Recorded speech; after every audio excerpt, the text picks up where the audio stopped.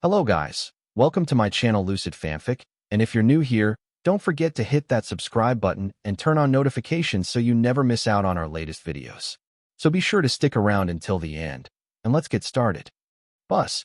We begin seeing our verdant-haired hero sitting on a bus with his entire class, Aizawa, along with Midnight and Mike, on their way to the summer training camp.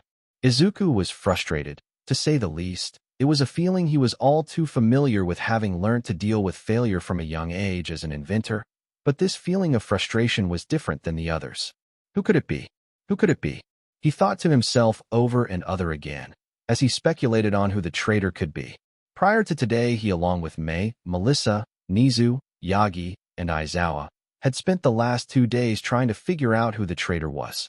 They'd done everything and looked into every student in UA's current first years, but they couldn't find anything linking them to AFO. Everyone had acquired their quirks between the ages of 4 and 5. They all had clean pasts, and no one had any familial involvement in organized crime, not even a single distant Yakuza family member. Sigh. Izuku let loose a sigh of resignation as he scanned the bus to see if anyone had on a suspicious expression. No such luck. Everyone was conversing over numerous subjects. Present Mike was sound asleep, and Midnight was making a group of the girls furiously blush. The only people who had weird faces were Kaminari and Aoyama, the former because he drank a 2-liter soda before getting on the bus and as such was trying not to let his bladder explode, and the latter because he was apparently suffering from long-distance travel sickness. This traitor business is giving me a headache. I'll sleep it off on the journey and start anew when we get to the campsite. Izuku thought to himself as he began to drift off, unaware of what the future held in store. Cliffside. Uku. A voice called out. Zuku. The voice called again. Izuku, wake up. Melissa yells as she shakes her brother awake. I'm up. I'm awake. What's going on? Izuku asks, confused. The bus stopped on the side of a cliff face. I think we're in for a long walk. Melissa replies, filling Izuku in on the situation. Did you warn everyone else? Izuku asks. Mei's doing so right now. Now come on. We don't want Aizawa and the others getting grumpy over your poor sleeping habits. Melissa replies. As the two of them step off the bus, Izuku saw the cliff face. Why do I get the feeling we're going over that? Izuku asked himself as he looked over edge. Just then a black car arrived next to the bus. As the car stops, 2 individuals dressed in car-themed outfits leapt out the seats. Coming out of nowhere. Stingingly cute and cat-like. Wild pussycats. Half. The 2 individuals chanted as they dramatically posed in a way that suggested 2 more people were needed. As the 2 cat women did their chant, the class simply looked on in bewilderment. Hey, you 3. You guys know a bunch of random stuff. You know these 2? Kirishima asked the trio with a bewildered look on his face. The Wild Pussycats, or the WWPC, are a group of 4 cat-themed heroes who specialize in disaster operations. Their members include Mandalay, Pixie Bob, Ragdoll, and Tiger. They formed over 12 years ago. Izuku spouting hero trivia before a pawed glove slammed into his face. I'm 18 at heart, you got it. Pixie Bob yelled with a malicious edge to her voice. And you don't look a day older. Izuku states, using a line he'd read in a random book once, which subsequently caused the woman's mood to flip from aggression to flustered. Nice going, smooth operator. Jiro comments, finding the scene before her hilarious. Before any more words could be exchanged, Mandalay stepped in and clapped her hands together. Listen up, all of you. You'll all be staying with us at our headquarters at the bottom of the mountain. Mandalay explained, leaving a pause between her sentences to get her point across. Said point then suddenly sunk into the heads of everyone present. Crap. Everyone back on the bus. Kaminari yelled on panic. However, before the students took a single step, the ground beneath their feet suddenly exploded and turned into a tidal wave of earth, pushing them over the cliff, catching most of them off guard. Kaminari screamed in fear, only then realized he wasn't falling. In fact, he was floating. Am I dead? He asked himself, only to get a conk on the head from Jiro. No you don't, Green caught us. She explained as she pointed to Izuku using his Euro telekinesis to suspend them all in midair. This action caused the 2 WWPC members to gawk in confusion and Aizawa to sigh.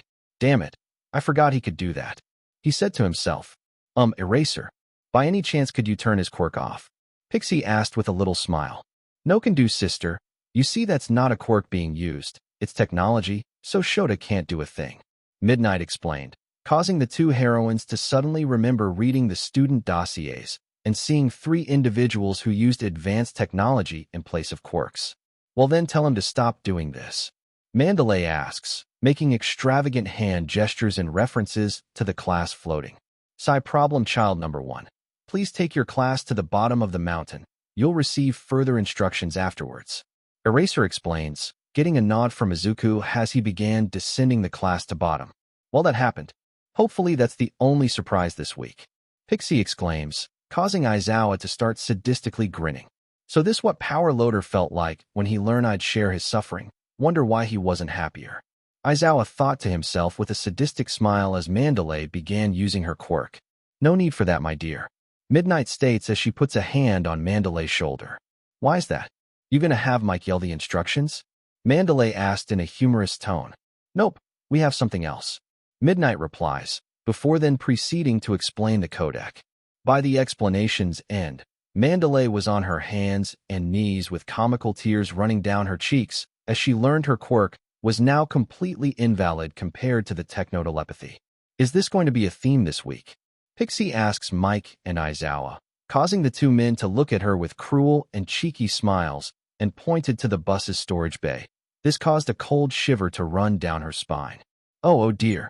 Pixie thought to herself weakly as she considered the terrifying implications as well as what was inside the bus. Forest of Enchanted Beasts. Thanks for the save, Midori. Mina states as the class land at the bottom of the cliff. No problem, Mina.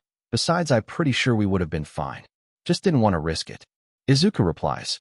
So, what now? Shoji asks. Now the test begins. Aizawa announces over the codec, catching everyone's attention. Oh, I was hoping to experience Mandalay's telepathy.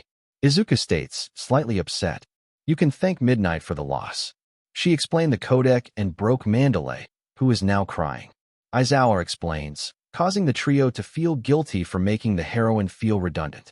Should probably apologize to her when we get to the campsite. The trio thought to themselves.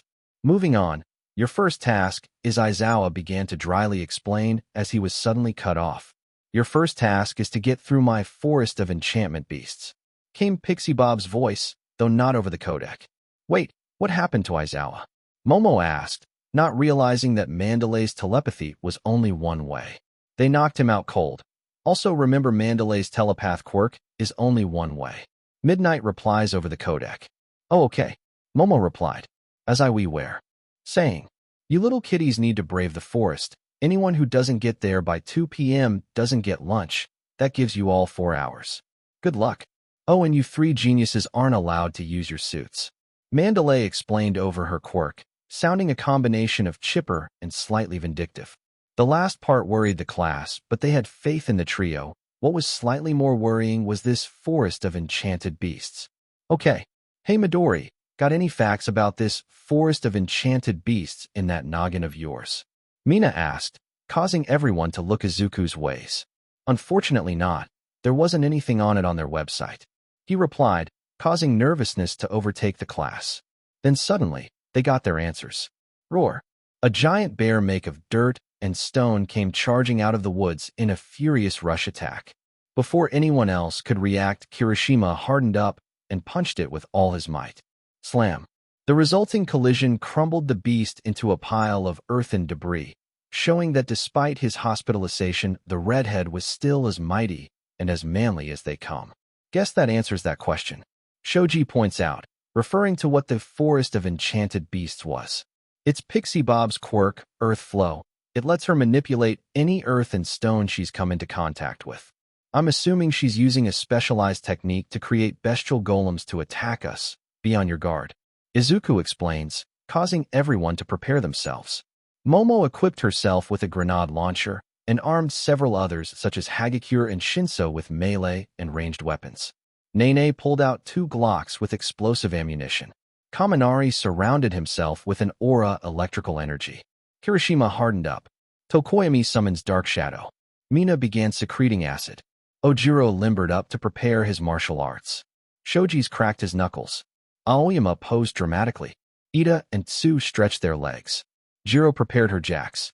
Himura allowed frost and flame to begin emitting from his body.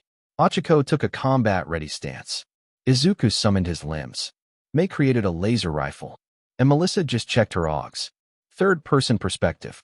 As the class worked their way through the forest, they proved why they were in the hero course. Momo took command with encouragement from the trio, and she performed admirably. The class took effective combat positions and tore through the bestial golems like a bulldozer through a row of houses. That is to say, slow and steady. The class had 4 hours until lunch, and they were here to train after all, so they used their time efficiently. Ito would have it no other way if his arm chopping was to be taken seriously. The students spilt themselves into 4 groups: tanks, backup, support, and long range, each with a specific role. The tanks would endure attacks and draw aggression.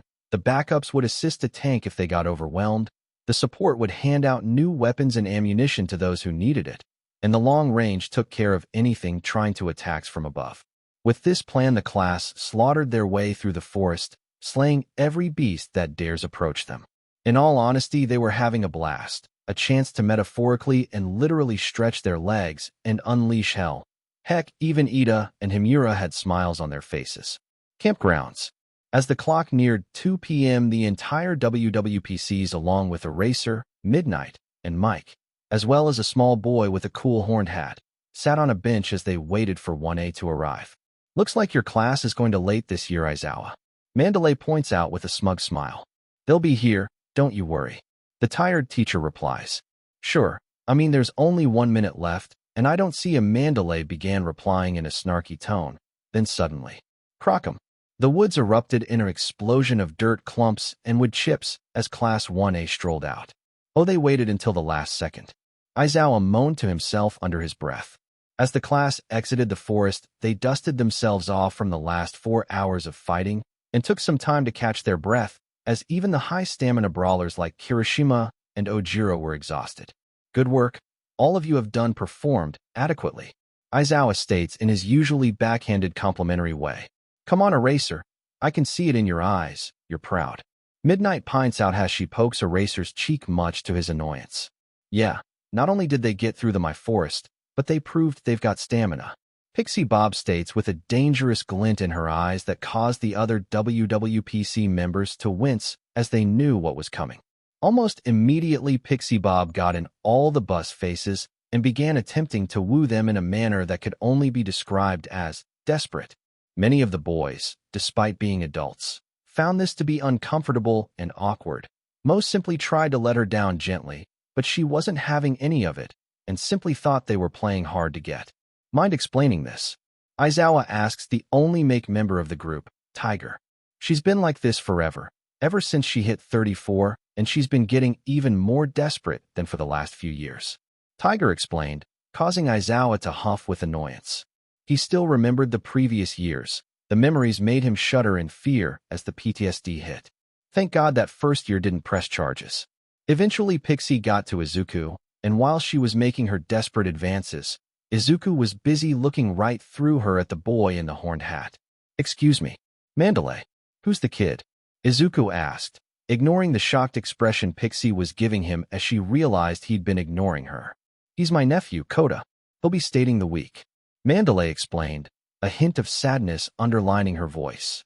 "Hey Koda, it's nice to meet you," Izuku says, crouching as he approached Koda and offered him a friendly handshake. Then the kid did something no one was expecting. He punched Izuku in the balls, really hard. Now normally when a man is struck in the groin, they enter reset mode as pain envelopes them. However, Izuku was not a normal man. Clang. As Koda's fist struck Izuku, the sound of metal rang out, and Koda's fist was the thing that began to hurt. "What the fuck?" Koda cried out, shocking everyone that this prepubescent boy knew curses. "Nanomachine's son." Izuku replies with a shit-eating grin as both Melissa and Mei groan at his reference. The two still remembered the 3 weeks when they were 12 when Izuku would not stop quoting that damn game. After Izuku said that, Koda simply glared at him and walked away, muttering something about stupid heroes and just going to die anyways. As this was happening, a certain redhead muttered balls of steel and made another certain punk girl giggle at how dumb it was. Anyway, moving on. After you've eaten, you'll have the rest of the day to relax. But don't get too comfortable, because tomorrow is when the real training starts. Aizawa explained with a sadistic look on his face that made everyone's spines shiver. As everyone was walking towards the lunch table, Aizawa quickly remembered something. Wait. Problem children 1, 2, and 3. What do you want done with your equipment? Aizawa asked, getting the trio's attention. Just put it outside sleeping accommodations. We'll assemble it tomorrow. Melissa replied, as May have the teachers a thumbs up, and Izuku smiled. So what's this equipment you mentioned? Tiger asks, confused. Midnight then points towards the bus that brought 1A to the site as Mike opened the underbelly door, revealing a lot of equipment. Any idea what it is? Ragdoll, the WWPC's final member, asks. Even if I had a PhD in quantum physics, I couldn't tell you. Something about gravity warps, gates, and folding. Aizawa explained, which only confused the WWPC even more. Anyway, I'm going to get started on my own preparations. Toodles. Midnight states as she walks off. Why do I get the feeling this is going to be a long summer camp? Aizawa groaned to himself, unaware of what lay ahead. Morning. The sun rose and all was calm in the camp. The birds were singing, the wind was blowing quietly, the sun's rays danced on the morning summer dew. Nothing could spoil this serene. Clang, clang, clang, clang. Aizawa was smacking 2 metal pots together at 6 o'clock on the morning in order to wake his class up. All of you up and to attention. You have 30 minutes to get out front in uniform or your training will be tripled. Aizawa yelled as he began clanging the pots together again. After the near-simultaneous growing of everyone waking up, the members of 1A performed their morning rituals as fast as possible in order to ensure they didn't learn if Aizawa's threats were a logical ruse or not this time. Eventually, however, the class all found themselves outside the camp dorms in a group in front of their teacher, who'd looked as though he hadn't slept a wink last night. Oh wait, that's just how he normally looks, in the entire WWPC. 28 minutes and 53 seconds. Slow. Let's try to half that tomorrow. Aizawa states, causing an aura of hate and annoyance to emit from the class directed at him. Anyway, let's move on. Himura, catch. Aizawa states, throwing the young man a ball that was used during the first test he ever gave them. Same rules as the quirk test from the start of the year. Aizawa explains, getting a nod from Himura. In an instant, Shoto used his ice and fire to launch the ball, nearly twice his original score. Probably should have picked someone else. Aizawa mumbled to himself. As you can see, quirk strength has increased since your initial test back in spring. But no, it's time to level up. The WWPCs have created specialized training regimes for all of you to increase your quirk's output and efficiency. You will perform these exercises until lunchtime, after which you will do them until dinner time. Any questions? Aizawa explains, causing a cold sweat to leak down everyone's backs, which thoroughly woke them up. Then a hand shot up. What is it, Ishido? Aizawa asks Mina with exhaustion in his voice. What about Midori and Melly? They don't have quirks, and May doesn't use hers for heroism? The Pinkette asks. The Trouble Trio will be working on whatever it is they convinced Nizu to let them bring. Aizawa replies, fearing the worst. Then another hand went up. Yes, Ida? Aizawa asks, regretting giving them the option to ask questions. What of our sister class 1B, as well as Sensei's Midnight and Present Mike? Shall they be joking us soon? Ida asks, slightly less robotically than usual. 1B will be join us around an hour before lunch. As for the other two, Aizawa replied, trailing off as he knew his totally not best friends wanted to surprise everyone. We're on vacation, so we'll just be around. Midnight replies, causing everyone to turn their heads and instantly regret it. Midnight was in a sling swimsuit that left little to the imagination, as well as a sun hat and sunglasses. She was holding both a deck chair, a foil sun reflector used for tanning, and a bottle of sunscreen.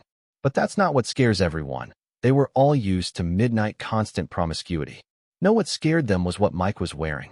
The DJ was wearing hiking my boots with long socks, short shorts, a belt of many things all for wilderness purposes, a khaki jacket with a dozen's pockets, his usual sunglasses, and an oversized hat. Around his neck was slung a pair of industrial binoculars, and under his arm was a large book on birds. Midnight wanted a sunbath, and Mike wanted a side bird watch. Aizawa states, embarrassed at what his friend was wearing. I only need 3 more mountain birds, and I'll have completed the Japanese collection Shota. Mike states enthusiastically. I already hate today. Aizawa groaned to himself. Anyway, you lot, it's time to start, so follow us and listen carefully. Mandalay states, as she starts giving her own speech on what to do. Third-person view. As the trio began constructing their latest and potentially greatest creation, they looked out on the fields and saw everyone's training, and they were slightly disappointed. Uraraka was shoved in a barrel and being rolled down a mountain to increase her inner ear strength, but they'd already countered the issue with the custom choker. Kaminari was hooked up to a generator to increase his voltage endurance, but again they'd fixed that problem with his implants. Plus, the generator didn't even match Kaminari's output of 1 million volts. Ito was just running in a circle around everyone. The trio did see merit, but due to the curves Ida had to slow down to turn, so he couldn't keep a consistent high speed. Mina was increasing her acid resistance by melting the face of a mountain alongside Jiro, who was strengthening her jacks by stabbing the mountain abs, not using her sound waves. Ojiro and Kirishima were beating each other up to increase their physical abilities along with Kirishima's hardness, but they'd need more than each other to truly got beyond, and Kirishima wasn't really a good martial arts partner for Ojiro, seeing as he had very little acumen for specializers' techniques. Shinso was just screaming to ensure his voice would be used to constantly being used, but wouldn't it be better for him to learn how to alter his voice to sound like other people? Siro was producing a mountain of tape to increase his output. Shoji was generating as many limbs as possible and using all of his senses to get used to the stimulation, but he wasn't performing any tasks to simulate overstimulated scenarios he could encounter. Aoyama was just firing his laser over and over, another problem they'd fixed thanks to Extremis. Sue was just swimming and not focusing on other aspects of her quirk like her climbing or poison secretion. They could heat Tokoyami screaming in a cave in order to control Dark Shadow going rogue in the darkness. That one the trio admitted was a good idea. Nene was opening and closing her pocket dimension, but that was it. She wasn't told to quickly pull things in or out, just open and close. Momo was probably given the worst training. She'd been told to stuff her face and make things as fast as possible, but she was only making matryoshka dolls. They'd done tests with Momo before and found she couldn't make things any faster than 1.2 cubic meters of material per second, not matter the stimulation, and getting Momo to constantly produce the same thing won't help her in situations that don't need that one thing. Lastly, Himura was sitting in a barrel of boiling water constantly generating ice, then vaporizing it over and over without nuance or technique, just the big attacks his father does. And it didn't get better when 1B finally showed up 2 hours before lunch. None of the training regimes given to them adding anything of importance to their quirks other than repetition and raw output with very little technique or nuance. As the trio finished making their machine, they decided that something had to be done. They all hated seeing potential wasted, so they cooked up a plan. Lunchtime. As both classes sat down for lunch, they were all exhausted, even 1B. As they ate, the two classes talked about their regimes and complained to one another, with exception of Monoma, who just bragged about his superiority despite that fact he was clearly winded from his physical training. As they talked on a variety of subjects, eventually the big question came up. So heard you guys got rid of Bakugo. How'd that happen? Tokage asked, trying to gently break the ice. Well, you see, Mina began to reply, trying to find the right words, only to be interrupted. He nearly killed Momo and Kirishima during their final exam and got arrested for it. Sue states, blunt as ever, causing 1B to reel in shock. They'd heard things handy gone well, but that was worse than anything they'd theorized. This silent shock was then broken by Class 1B's resident arrogant blonde. Haha. So you fools had an unstable person in your class and didn't see it. Such embarrassing stupidity. Clearly this proves that 1B is the superior class. Haha. Monoma mocked with his usual vile gusto. This taunting continued until Kendo punched Monoma in the face instead of her usual neck chop, which surprised everyone until they remembered that Kendo was class rep with Momo, and they got along.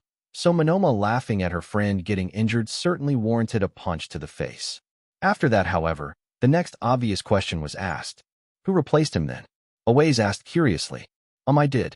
Hello, I'm Nene Nanakaraboki. Nene replied as she introduced herself. Hello there, Nene. I'm Kendo. It's very nice to meet you. Though I must ask, what course were you in before the hero course? I don't remember seeing you at the festival. Kendo replies, introducing herself and asking where Nene came from.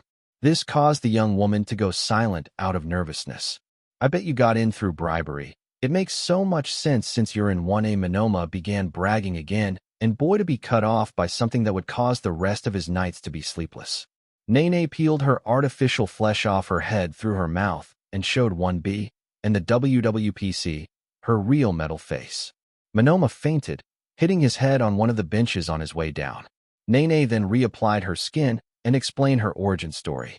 How she'd been caught in a villain attack that left her on life support in a waking coma for 5 years until Melissa found her room and offered a second chance at life. She then explained her new body was 98% mechanical, with her only organic parts being her brain and spine. Class 1B were shocked. They knew the trio of 1A were geniuses, but this, well, it beggared logic.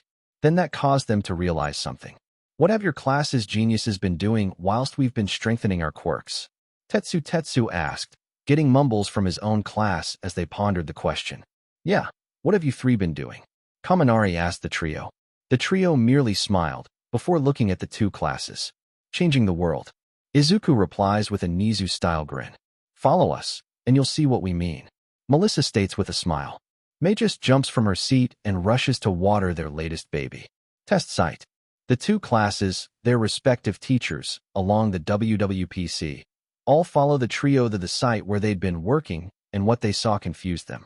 The trio had set up a platform with several cables running throughout it.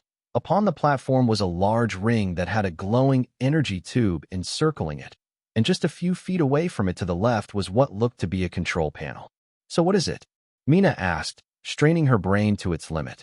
My magnum opus, the future of travel, the coolest thing we've ever made, and the most complicated thing ever. Izuku states extravagantly. Yeah, but what is it? Pixie Bob asked. A working portal frame. Izuku states with a smile. The air was silent. Then, what? Everyone yelled simultaneously, trying to comprehend what Izuku just said. Yup, we did it. After so many months since we first got the energy signature at the USJ, we finally figured out how to make it work. Melissa explained with a song in her voice. Everyone was stunned. Ida was malfunctioning, Kaminari was shorting out, Mina's head was emitting steam along with most of 1B. No one knew what to say. Well, actually, someone did. Prove it. Monoma states, in his usual arrogant tone. Monoma, if go off on another rant, I swear to God. Kendo began threatening Monoma as her hands began to grow. Nothing of the sort. These three claim to have a working non-quirk portal. I wish to see proof. Don't the rest of you as well? Monoma explains, going the device would backfire in some humiliating way. With pleasure. May replies, pulling down her goggles and walking over to the control panel. As she did so, Melissa walked over to a metal crate and pried it open with her bare, cyborg-augmented hands and pulled out a cylindrical device. This device glowed the same color as the lights in the trio's chests. Melissa then pulled the device into the portal frame, and the entire structure roared to life. Activating rings. Accounting for conodilation. Punching in spatial coordinates. Initiating stabilization matrix. May mumbled to herself as she pushed a series of putting in order. Oh, that's right. Anyone with sensitive hearing, I would suggest covering your ears. Izuku announces as he remembers some of the previous smaller tests. Rings optimal. Time dilation accounted for. Coordinates locked. Gateway stabilized. Let's do this, baby. May mumbles before yelling and slamming a button. Suddenly, the rings around the device began spinning at an incredible rate. The energy tubes began glowing with the force of the morning sun, and gaseous vapors began spraying around the ring's circumstance. Then suddenly, boom! A thunderous boom echoed throughout the mountains as a flash of light erupted from the center of the rings, threatening to blind everyone. As everyone lowered their arms from shielding their eyes from the light, they saw it. A fully functioning portal. I don't own this image. Also picture smoky clouds around the ring. Utter silence rang out amongst the hero students. They'd just witnessed history in the making. What? How? Monoma asked, completely overwhelmed by what he had just witnessed. I'm glad you asked. Izuku replies with a smug smile. We initially used Kurogiri's warp portal signature as a base, but those gates, even at a small size, would burn out our reactors, so we began dissecting his genome, and we found out that he somehow found weak points in our spatial dimension and used them open up his wrap portals. However, we couldn't do that, as we don't know how he did that, so we then tried punching a home through space, which is what the boom was. However, those gates would instantly close and burn our reactors faster, so we took another look and found something we initially thought was background noise. His purple clouds acted a resonance stabilizer that held the portals open, which is why ours uses a similar, yet different gaseous compound to hold the portal open. And as for a power source, it's clear Kurogiri has a quirk that just acted as a generator, which is why we used our latest arc reactor instead of the older models like the ones in our chests. Ho! Izuku explained all in one breath before suddenly breathing out. Hope that technobabble is sufficient. You understand any of that? Tiger asked his fellow cats as he leaned in. Not a word. Mandalay replied. Nope. Ragdoll bluntly stated. My head hurts. Pixie Bob whines, clutching her head. So what are you guys going to do with it now? Shoji asked. The trio. We're going to bring some equipment to help you guys out. Izuku states with a smile. Whoa, whoa, whoa. What equipment are you three talking about? Besides, we're in charge of training you all. Pixie Bob states with authority. Equipment that will actually help our classmates instead of doing basic training over and over again like what you four have got them going. May explains bluntly, stunning the WWPC. Hey Momo, has your training helped you in any way? Izuku asks. Well, no, actually. Much like when you three tested by abilities, I still can't make anything at any other speed other than what we determined. Momo explains, revealing that her training hadn't helped at all. Ojiro, Kirishima, have either of you gotten stronger yet? Melissa asks. Well, no, actually. I feel like I've hit a wall. Ojiro states. Yeah, same here, I feel stuck. Kirishima states bashfully, embarrassed at his lack of manly improvement. Eureka, has being rolled down a hill helped you get less sick? Izuku asks. No, I used to feel more sick. Eureka states, holding her stomach due to phantom pain. Have any of you from 1B felt like they've improved? Izuku asks. All of 1B then start murmuring about lack of improvement. But, we used their files to make these regiments. Mandalay states, files from the start of the year, which are out of date, files that can be incorrect if one's quirk isn't fully understood, files that get updated by the year. You're using incomplete data to craft regimes. Melissa explains, causing the WWPC to look depressed. So, you three think your equipment can do what 4 professionals can't? Aizawa asks, mentally scalding himself for forgetting to update the files. Yes, May states boldly. Then why are you waiting around then? Go get it, and set it up. Aizawa states, getting shocked expressions from everyone. What? You're here to train, and they say they've got equipment that can help. Did you expect me to say no? Aizawa states in response. No one could answer him. And thus the trio set to work, as everyone else clean up lunch. The training sites were all set up for various tasks. Training sites. A shooting gallery was set up for those with long-range abilities like Kaminari, Pony, Aoyama, and Rin. However, the range had a twist. It was omnidirectional and had moving targets. Both Kaminari and Rin had no real issue with output, but their aim and quick draw were underwhelming, so they began to work on that, whilst Pony worked on quantity. Achiko's quirk was what made her ill directly, so tumbling down a hill wouldn't help. After some analysis, Izuku had her try to invert her quirk's effect to increase an object's gravity instead of decreasing it, and after numerous attempts and methods, it worked. Apparently, Eureka didn't strip things of their gravity since that would destroy them, but instead altered their weight via graviton absorption. Whenever she uses her quirk, she absorbed an object's gravitons. Her body went into flux, which caused her illness, and now when adding gravity, it simply exhausted her. Izuku even theorized she could potentially create a zero-gravity zone, but advised against it, as it would create a vacuum. So Eureka set to work to increase her stamina to increase gravity.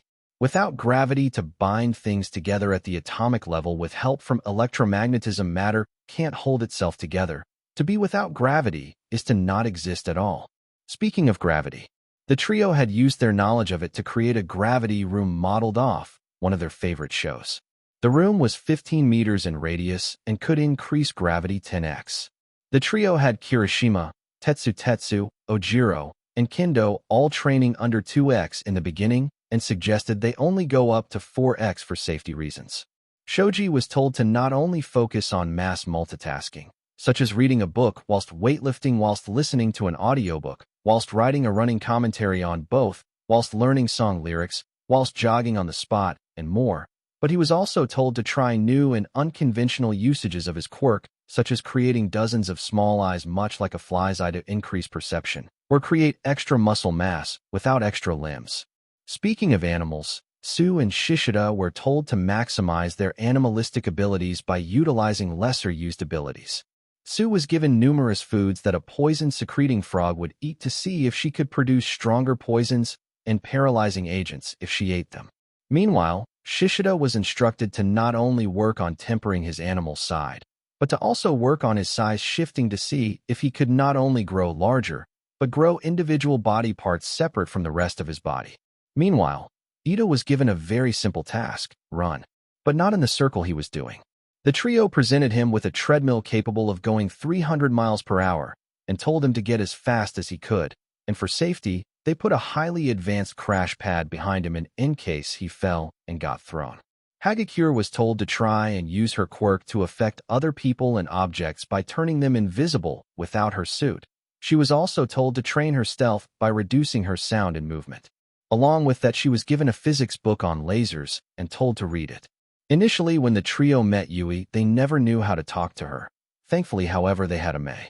Both Yui and Mei got along like a house on fire thanks to Yui's live of mecha anime and movies, which was one of Mei's favorite genres. They talked about everything from Gurren Lagann, to Jagagar, to Gundam, to Robotech, to Voltron, to Mazinger Z, to Pacific Rim, to Power Rangers. Yui even asked Mei to make her a pocket-sized mech that she could use her quirk on. Mei immediately agreed, and Vlad felt a chill run down his spine. Yui was told to not only work on changing the size of objects, but their mass as well. Tokoyami and Shirhai were told to master this abilities under the bombardment of flood lamps, forcing them to try and throw off their shackles of weakness as they put in it in their emo way. Kamakiri was given a lump of pure adamantium to sharpen his blades on, and was told to get his blades to sharpness that could slice through steel, as well as create more than 27 blades across his body. Awei's ability to fuse things at the atomic level fascinated the trio, so they asked if he could do the opposite. Could he rip things apart at the atomic level? He said he'd never tried, and was told to do so. Shinso was given a rather simple, yet difficult task: force his will onto others. In essence, the trio had him trying to upgrade his quirk from requiring a reply to allowing Shinso to force people to do things. They even showed him a fictional character who could do this, Inumaki from Jujutsu Kaisen, with his cursed speech, making Shinso a fan in the process. Tokeage was told to increase her splitting ability along with creating small pieces, as well as improving upon her flight capabilities with an obstacle course. Jiro was given a physics book on sound waves and told to attempt to emulate its contents with her jacks. Initially, Monoma moaned and whined about how he didn't need help. To wit, he was ignored. Melissa suggested that if he only needed to physically touch someone to copy their quirks, then why not keep a lock of hair on him to have constant access to different abilities? In response, Monoma was about to rant until the realization of his own stupidity silenced him, and he begrudgingly began testing this theory. Cozy Eye and Bondo were both placed in a humid and hot room with a wall and told to scale it with their quirks, which under the heat would weaken their abilities, so they'd have to get stronger to succeed. Momo was given two simple tasks, in theory, to pull in a partially created item, and to create 2 items simultaneously. Reiko, along with being given boulders to lift to increase her weight limit, was given a locked box with a light on the side, and told to use her telekinesis to fix the circuits on the inside to activate the light. This would increase her precision and her ability to feel things through her quirk. When it came to Shoto, he didn't really need power, he had spades of it. No, he needed resistance and precision. He'd told the trio that he wanted to be his father's opposite. Instead of massive damaging attacks, he wanted precise techniques. The trio show him videos of various fictional characters molding their pyro and cryokinetic abilities into different shapes and weapons. This reminded Shoto that his mother's quirk granted limited kinetic control over ice, which he'd never tapped into, so he and the trio were confident he could control his ice and flames. Fukudashi's quirk was a rather unique manifestation ability. However, it only physically manifested his words independent of other materials. So the trio showed him a character named Koichi who possessed similar onomatopoeic powers, but instead placed words on surfaces to infuse them with effects. They told the page-headed young man to try and replicate the phenomenon. Ibara and Shiro were given a similar task to Tokage in improving their maneuverability through an obstacle course. However, they was banned from using anything but her vines and tape to traverse the course. Shiro was also told to keep doing what the WWPC told him to do. Tetsu was initially hesitant to do what the trio told him to do, which was to eat other metals that mixed with steel, such as titanium and nickel. The trio also left him a bucket in case he got sick. Mina was given a chemistry book on industrial acids and told to memorize the molecular chains and attempt to mimic them using her own acid. Naturally, she moaned at this until Aizawa gave her his signature glare, which silenced her. Kaibara was shown how a twister formed and told to mimic the air flows by rotating one arm clockwise and the other anti-clockwise to gain limited air manipulation. Komori was given access to additional fungal spores and a section of rest, and told to go nuts in an attempt to create mushrooms larger than normal. Hananuki was given a large lump of osmium, the densest element on Earth, and told to soften it in order to increase his efficiency in softening other materials. Shota was told to increase his number of impacts and up his arm and his shoulder's rotational speed. Nene was given numerous rocks of all different sizes and told to create gates her pocket dimension to fit them. Whilst this was going on, Midnight was acting as a constant distraction to every straight man and lesbian woman and anyone in between with her sunbathing in her sling bikini. But that wasn't the only distraction. Mike was running around the forest in his ridiculous outfit making bird noises to fill out his book. Cliff overlooking the camp. Meanwhile, overlooking the camp from a high-up vantage point, evil was afoot. The League was watching the students train, and they had a few new friends. Mustard was boy of 17 years in a black school uniform along with a WW2-era gas mask and helmet, and on his hip was a pistol. He had the ability to produce a poisonous, yet non-lethal knockout gas. Moonfish was a freak in his 30s bound in disturbing black and red bondage gear that blinded him and held his mouth open with dental equipment. His quirk gave him control over his teeth. He could turn them into blades and lengthen them at will to use them as stilts and spears. He was also a cannibal. Lastly, a real monster of man. Muscular, a man over 6.6 feet tall clad in a tank top, a pair of jeans, and made of muscle, literally in fact as his quirk allowed him to generate additional muscle fibers to radially increase his strength. He was currently donning a mask and cloak as well. The rest of the League, excluding Tamura who'd been left behind, all had additional bootleg gear from Jiren, one of AFO's brokers. Twice had 2 wrist-mounted tape measures that could act as metal whips along with his stand black and gray bodysuit, as well as several syringes.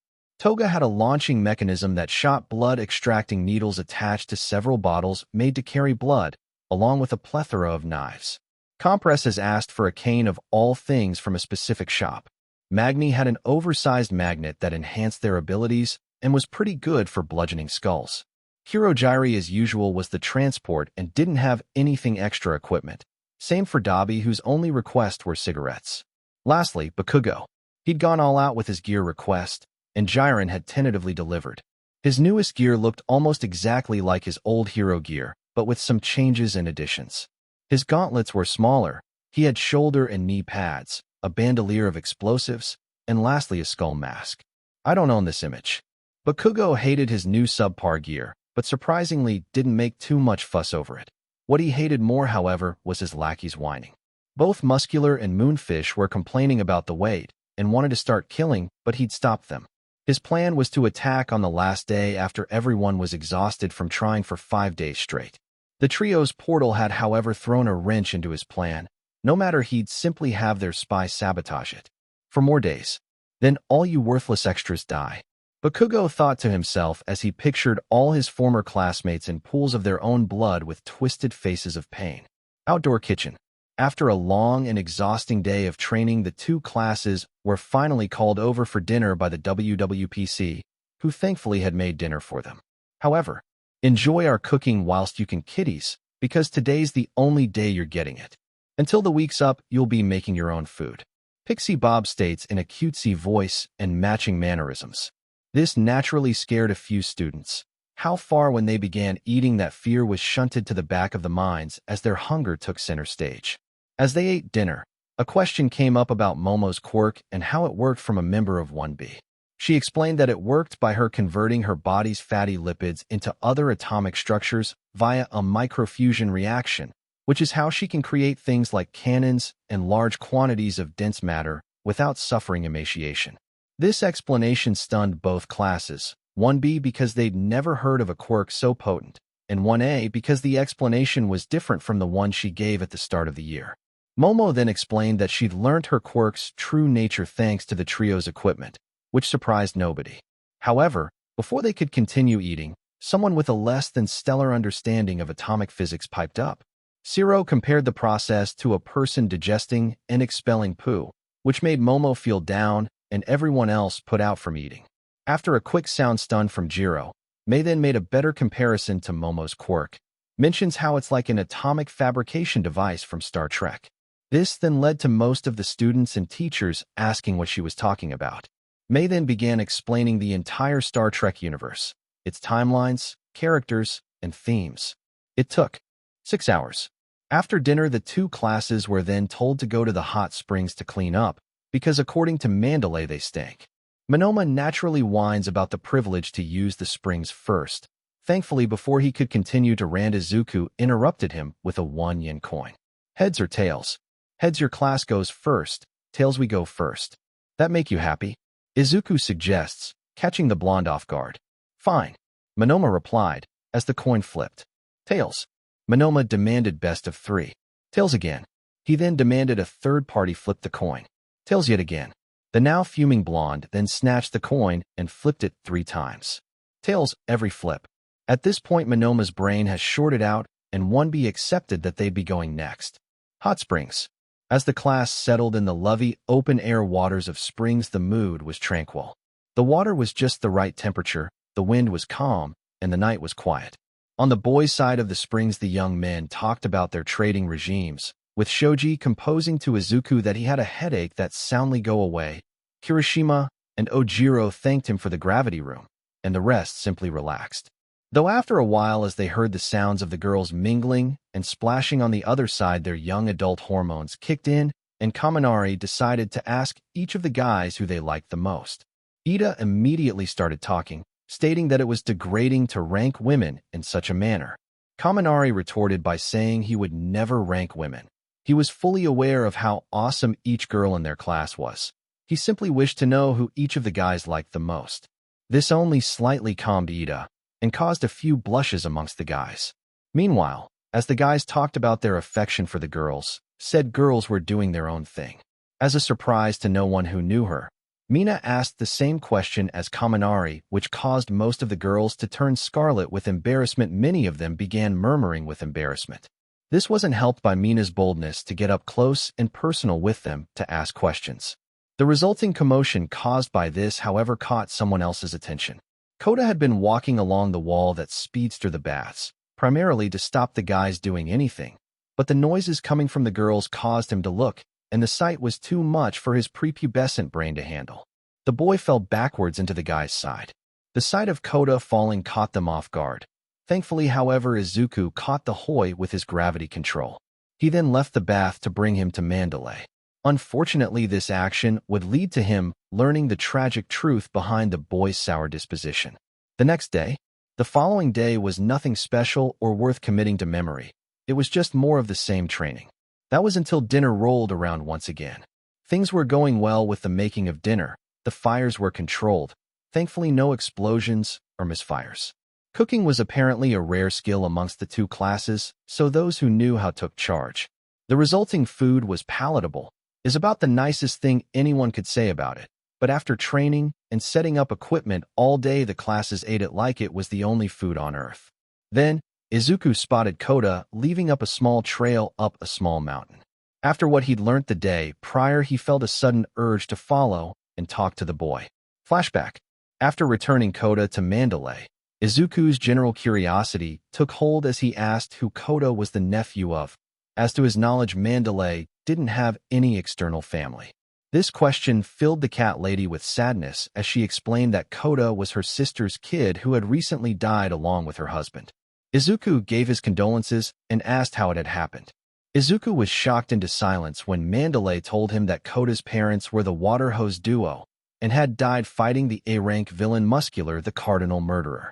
This information shook Izuku to his core as he remembered watching the news when the deaths had occurred. It was the first time he'd ever heard of heroes dying in battle. It was a sobering moment. Mandalay then stated that it was an honorable death, seeing as they had died protecting civilians from the villain. This caused Izuku to realize something. Koda's super-secret lair. As Koda sat on the edge of a small cliff face, he heard footsteps from where he'd walked from. "Who's there?" the boy asks nervously. Izuku then revealed himself, holding a plate of food. "Thought you might be hungry." Izuku stayed with a smile, getting a harumph from Koda. "Well, I'm not. Now go away, this my secret hideout, and no one's allowed here," Koda states angrily. GGRROWWLL. Koda's stomach then told the truth as it growled. Izuku couldn't help but giggle. "Stupid hero," Koda mutters under his breath as he accepts the food and sits back down. Izuku then joins him. "Why do you hate heroes, Koda? When I was your age, I loved them, still do." Izuku states, already knowing the answer. "Because you're all idiots who die for strangers," Koda states spitefully. "You mean like your parents?" Izuku replies, stunning and angering Koda. "What could possibly know what you're talking about?" Koda states as years began leaking from his eyes. "Your parents' sacrifice was noble," Izuku began. Koda was prepared to tune him out. He'd heard all this before about how his parents had a good death or an honorable end, like they wanted them to die. But that doesn't mean it was a good thing, or that you should have been told that over and over. Izuku continues, catching Koda off guard. "What?" Koda asks, tears unknowingly flowing down his cheeks. "Because in the end, they were your parents and you missed them, and everyone who tried to relate to your situation forgot that." Izuku explains, hoping to help the boy. "Why are you doing this?" Koda asks, as he wipes away some tears. "Because you have every right to be angry at the world, at heroes, at anyone. But bottling that anger up isn't healthy, and if you continue doing it, then someday it's going to explode, and you may hurt someone you care about. Your parents' death wasn't good. It was a tragedy that it happened. But remember this, they didn't abandon you. They loved you with all their hearts." Izuku explains wholeheartedly. He'd never lost anyone close to him. His mother was still alive. He never cared for his absentee sperm donor, and he never knew his grandparents or any other relatives. But he hoped his words could help the hurting boy. At this point, Koda was full-on crying with tears streaming down his face and snot leaking from his nose. Why did they have to go?" Koda asked in a wobbly voice, his childish mind trying to understand the incomprehensibleness of his situation. "They're not gone, Koda," Izuku states, catching the boy's attention. "Because, as long as you live, they live without your memories of them. You, Koda Izumi, are their legacy, and you can choose to stay angry at the world, or you can choose to move forward and remember them," Izuku states, as he stood to leave. At that moment, Koda's mind was flooded with old memories of his parents as they were when they were a family. Immediately, Koda tackled Izuku in a hug as he cried his eyes out. He never knew how much he needed to vent, but no. In response, Izuku hugged the boy in a fatherly manner. "I think it's time to go back to the camp. Hey, Koda," Izuku states with reassuring smile. "I've never lost anyone really close to me, so I can't understand what it's like, so I hope these words are tasteful and not taken as mocking in any way." Back at camp, as both Izuku and Koda returned, Mandalay asked if Koda was okay. She was surprised when the boy ran up to her and through tears apologized for his rude actions towards her. She could only hug him back as she looked at Izuku and mouthed a "thank you." In response, Izuku just smiled. The following 4 days. As the days whiled away, a lot of the students began making significant progress. Many of them had new ways to use their quirks. Many increased their output or fine-tuned their control. Whilst those with quirks toiled away, the trio were testing their extensive arsenal of experimental equipment they'd brought through their portal. They tested everything they could, from laser weapons to plasma weapons, from rifles to grenades, to capture and tracking equipment. May desperately wanted to test their antimatter gun. However, Aizawa expressly forbid it on the grounds of how dangerous it was. Fun fact, a single anti-hydrogen atom can set off a 43 kiloton explosion when it touches matter. However, as much on the third day came around, something came up. Day 3.